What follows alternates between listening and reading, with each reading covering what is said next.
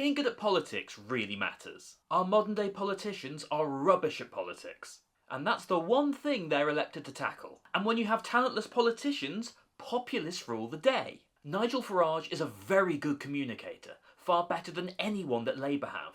Excluding maybe Darren Jones, but nobody apart from political nerds really know who he is. This means if a government can't get its political message across, it cannot win the political argument, and then can't create enthusiasm for its ideas. The tax system needs major reform, and I thought this was the government to do it. But the Chancellor has the communication skills of a toilet brush. You need to be able to take the country with you when you make changes that affect their everyday lives.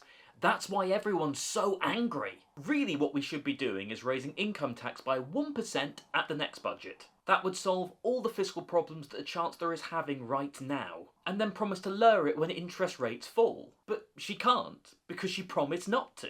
Which was so stupid because she knew how bad the financial situation was in the country. And this then feeds the narrative that all politicians lie. Or in this case, that they actually don't trust the intelligence of the electorate. And Keir Starmer might be the worst Prime Minister in my lifetime for being able to understand the political game. It's not just about making arguments, it's about arguments that make your opposition look bad while they're trying to disagree with you. He's so charmless, and when he comes up against Kemi Badenoch, he just comes across as condescending and awkward. Whereas he should be able to wipe the floor with her politically, while showing an endearing amount of cheek.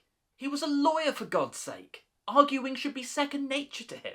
And it's not always about being right, it's about how you're right. And now Angela Rayner is gone, who was a pretty good attack dog for Labour. She had a political story to tell, and used it to debate fiercely. But even she was more like a blunt instrument. And my point is, what does this Labour Party stand for? Can anybody tell you? Because they sure as hell don't know.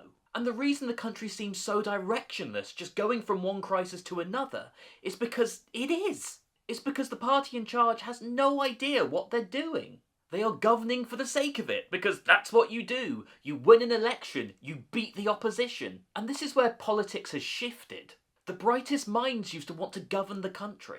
Even those who were hungry for power were exceedingly bright. But now the majority in charge would have been sacked from much better paying private sector positions. So if you can't explain how you're going to fix the country, don't be surprised when somebody comes along and fills that void for you, whether that be immigration, those on benefits, or wealth taxes.